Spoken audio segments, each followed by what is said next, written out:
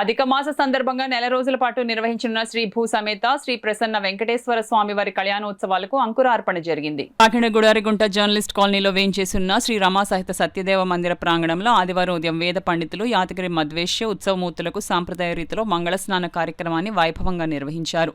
తొలుత యాతగిరి తుంగమణి, యాతగిరి మౌనికలు మంగళహారతులు చేశారు. అనంతరం వేద మంత్రాలతో ఉత్సవమూర్తులకు అభిషేక కార్యక్రమాలను భక్తి శ్రద్ధలతో నిర్వహించారు.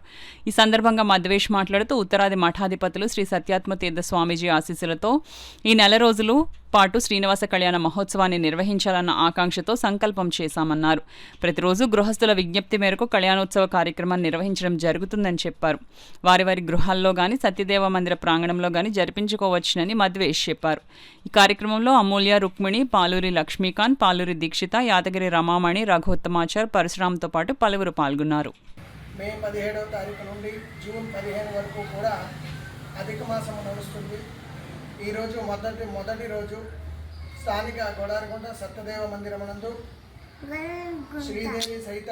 శ్రీదేవి భూదేవి సహిత శ్రీ వెంకటేశ్వర స్వామి వారికి మా అమ్మగారు తుంగమణి గారి చేత స్వామివారికి అభ్యంగనము అనగా నూనె రాయడము, స్వామివారికి హారతి ఇవ్వడము, తదుపరి స్వామివారికి మంగళ స్నానము అన్నీ కూడా చేయడం జరిగినది.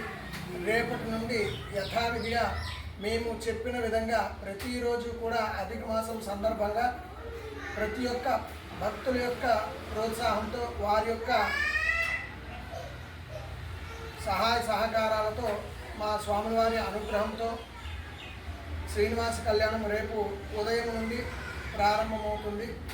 రేపు ఉదయం, ఎల్లుండి సాయంత్రము, అలా ప్రతిరోజు కూడా ఒక్కొక్క భక్తుల యొక్క వారి కుటుంబాలతోనే అధిక మాసం సందర్భంగా శ్రీనివాస కళ్యాణం ఏర్పాటు చేయడం జరిగినది.